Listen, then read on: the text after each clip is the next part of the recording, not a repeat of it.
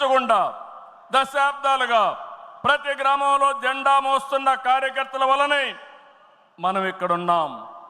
నేనే కాదు, ప్రతి ఎమ్మెల్యే, ప్రతి ఎంపీ, ప్రతి మంత్రి గుర్తించుకోవాలి. 43 ఏళ్ల ప్రస్థానంలో దేశంలో ఏ పార్టీ ఎదుర్కొన్నటువంటి సంక్షోభాలు పార్టీ ఎదుర్కొన్నాం. అయితే పార్టీ పని అయిపోయిందని మాట్లాడిన వాళ్ళు వాళ్ళ పని అయిపోయింది తప్ప పార్టీ మాత్రం ఎప్పుడు ఎక్కడ తిరిగి చూడలేదు. తెలుగుదేశం జెండా రెపరెపలాడుతూనే ఉంటుంది. నాటి ఎన్టీఆర్ చేతిన్న రథం నేను చేసిన వస్తున్న మీకోసం పాదయాత్ర, ఎన్నికల ముందు లోకేష్ చేసిన యువగళం వరకు కార్యకర్తల్లో అదే పోరాట స్ఫూర్తి. పాలనంటే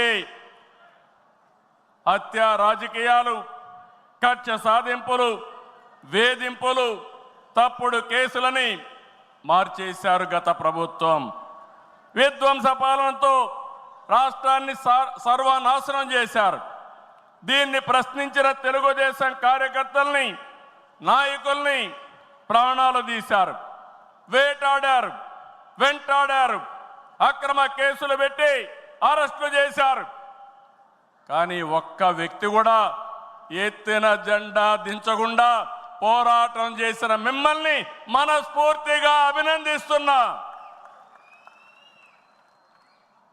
ప్రశ్నించే వారి గొంతు నొక్కడానికి గ్రామస్థాయి నేతల గొంతులు కోశారు. మన పసుపు సింహం, మన చంద్రయ్య పీకగోస్తుంటే కూడా జై తెలుగుదేశం అని ప్రాణం వదిలిపెట్టాడు. అది మనందరికీ స్ఫూర్తి. ఆ స్ఫూర్తే ఈ పార్టీని నడిపిస్తుందని చెప్పి కూడా నేను మీకు తెలియజేస్తున్నా. ఇది ఒక్క ఉదాహరణ మాత్రమే. ఇలాంటి చాలా మంది కార్యకర్తలు ప్రాణ త్యాగాలు చేశారు. ఆశయ సాధన కోసం రాజీ లేని పోరాటాలు చేశారు. వారి స్ఫూర్తి తెలుగుదేశంలో శాశ్వతంగా ఉంటుందని చెప్పి కూడా నేను మీకు తెలియజేస్తున్నా. ఎత్తిన జెండా దించని కార్యకర్తల పోరాటాలు, త్యాగాల వల్లనే కూటమి ప్రభుత్వం అధికారంలోకి వచ్చింది. మీ త్యాగాలకు మహానాడు వేదికగా శిరస్సు వంచి మీకు పాదాభివందనం చేస్తున్నాను. ఇక్కడుండే కార్యకర్తలే కాకుండా రాష్ట్రం మొత్తం కూడా ఇదే పోరాటం చేశారు. మీ త్యాగాలు వృధా కానివ్వం. కార్యకర్తల కష్టానికి గౌరవం, గుర్తింపు ఇస్తాం, సంక్షేమం చూపిస్తాం.